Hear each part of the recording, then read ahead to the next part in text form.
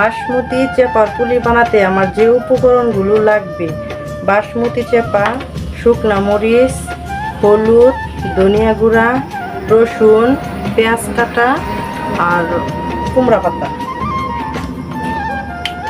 প্রথমে আমি শুকনা মরিচ ব্লেন্ডারে ডালবো। চেপা,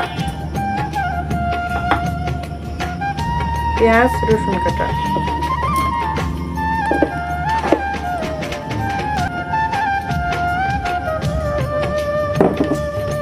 আমি ব্লেন্ডার করে নেব। এখন আমার সবগুলো উপকরণ ব্লেন্ডার করা হয়ে গেছে। পরিমাণ মতো তেল গরম হলে সবগুলো উপকরণ আমি কষিয়ে নিই।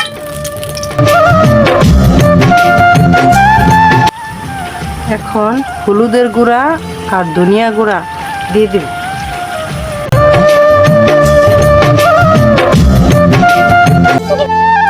মশলা আমার কষানো হয়ে গেছে। যদি ভিডিওটি ভালো লাগে তাহলে অবশ্যই শেয়ার করে আমাদের চ্যানেলটি সাবস্ক্রাইব করে রাখবেন। ফেসবুক পেজ থেকে দেখলে ফেসবুক পেজটি ফলো করে দিবেন।